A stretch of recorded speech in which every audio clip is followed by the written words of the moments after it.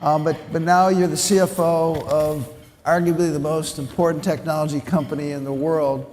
What in the world are you doing at an education conference? And what role do you see OpenAI playing in this ecosystem? Sure. Well, I'm actually at the most important conference, literally. I'm sorry, what did you say? Yeah. The most important. Because you are all both shaping the future and hopefully shaping the future alongside new technology like AI. So I can't think of a better room, frankly, to be having a conversation with. Unfortunately, I can't take in all your feedback, but we appreciate your feedback. So keep it coming in through any channel that you can. But you really are shaping the future, whether it's our youngest starting their journey in education.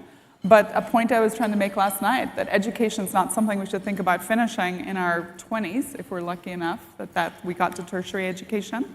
But today, the world is changing so fast that we need to think about education almost in every decade of our lives as a continuous journey. So thank you all for your interest and your time here today.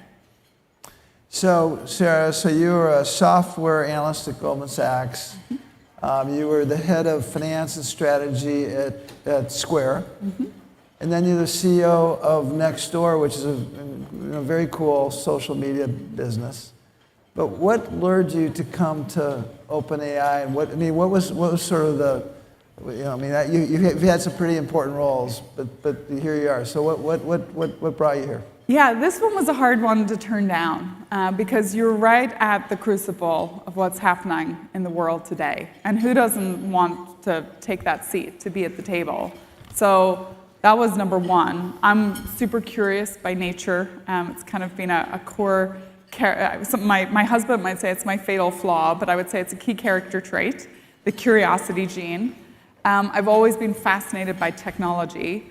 But I also felt it was important to have diversity around the table when these decisions are being made about technology that's going to shape our futures. And so I wanted to be a part of that. Also felt, look, AI today, where are we? We began, people have been talking about AI for decades and decades. This journey has been a long one. But if you look back to November of 22, when ChatGPT kind of burst on the scene, it was this moment where I think consumers really recognized, I kind of could see what maybe this is.